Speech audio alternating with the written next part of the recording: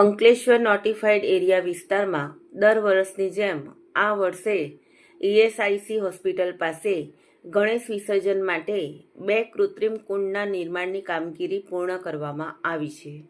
Notified area દ્વારા ઉદ્યોગ મંડળ, ડીપીએમસી ફાયર વિભાગ, જીઆઈડીસી પોલીસના સહયોગથી વિસર્જનને વિઘ્નરહિત અને સુરક્ષિત રીતે પાર પાડવા માટે 2 કૃત્રિમ કુંડ તૈયાર કરવામાં આવ્યા છે. સાથે ક્રેન ગોઠવીને તેની મદદથી વિસર્જન કરવામાં આવશે. આ કૃત્રિમ કુંડમાં 8 ફૂટ સુધીની મૂર્તિનું વિસર્જન કરવામાં આવશે અને વૈજ્ઞાનિક ઢબે વિસર્જનની પ્રક્રિયા હાથ ધરવામાં આવશે. અંકલેશ્વર ઇન્ડસ્ટ્રી એસોસિએશન તેમજ નોટિફાઈડ એરિયાના સંયુક્ત પહેલાથી આપણે અંકલેશ્વર જીઆઈડીસીમાં 2 કૃત્રિમ કુંડ બનાવેલા છે ગણપતિ બાપાના વિસર્જન માટે.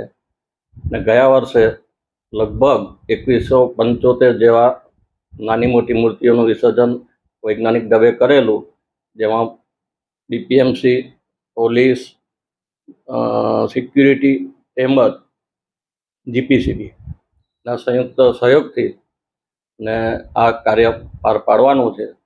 એનો વૈજ્ઞાનિક ઢબે આપણે નિકાલ કરીશું.